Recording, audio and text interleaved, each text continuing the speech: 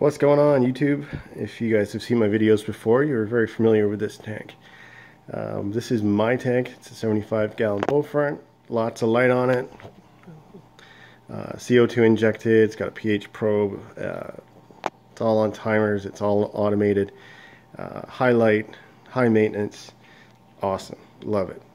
What you guys haven't seen is my other project, and this is a low-tech, super simple planted tank. It's got one light strip on top, and that's the original one that came with this aquarium kit. This is not my tank, it's my roommate's, but since he's away all the time, it's kind of become my tank, and I wanted to put plants in there and just make it as easy as possible to take care of, and this is what I've done with it. So I'll show you guys how to have a planted tank, low maintenance. You know, all you got to do is do a water change about once a week, once every 2 weeks, whenever you remember to do it, kind of thing, and this sucker will take care of itself, and you get to enjoy the benefits of a planted tank. So first, you can see the fish in there. You know, they're swimming through the plants, you know, they're hanging out, they're acting very natural, which is what you find in a planted tank. Furthermore, you know, with your planted tanks, they change all the time, right? They're growing. They're as interesting as the fish, you know, sometimes. So, very cool. So if you want to do this, this is a standard kit.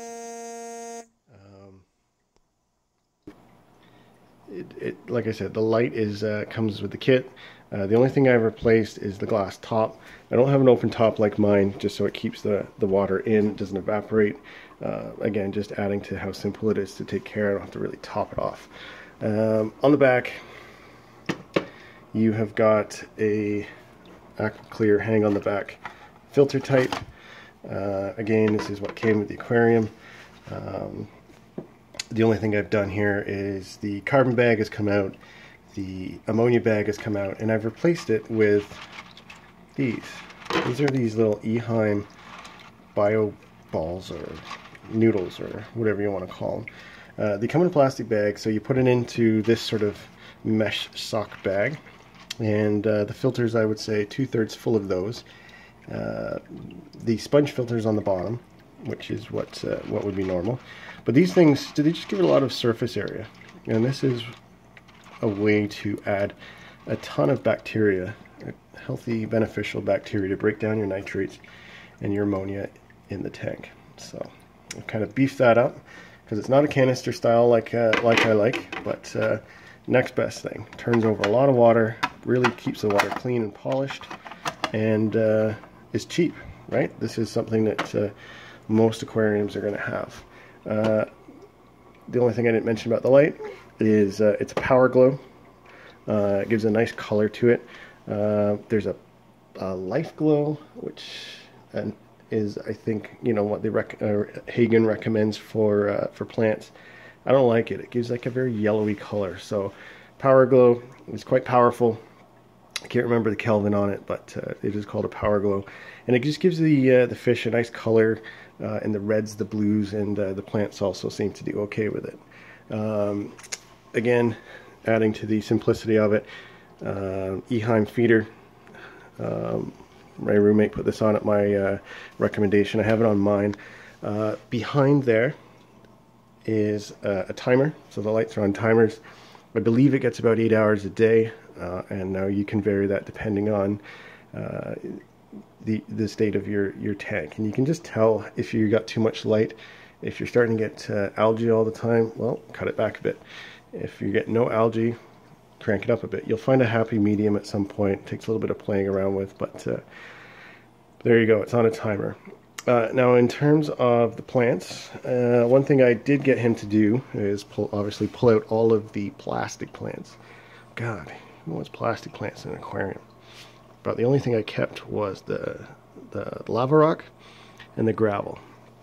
So if I zoom into the gravel, I did get him to add a significant amount. So with any planted tank, you want a good amount. You want 2.5, 3 inches in there, and it just provides a good anchorage for the plants to take off.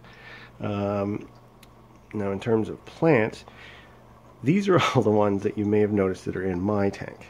So when I first started, I started out with like crypts and you know, Anubias and things like that, low light plants. So they do really well with the high light, the CO2, but again, back to basics, right? Transferred them over here and they've just grown out of control here. Some better than others. You can see the swords in the corner here, kind of stunted, little yellowing, kind of melting a little bit. Really haven't taken off very well in this tank.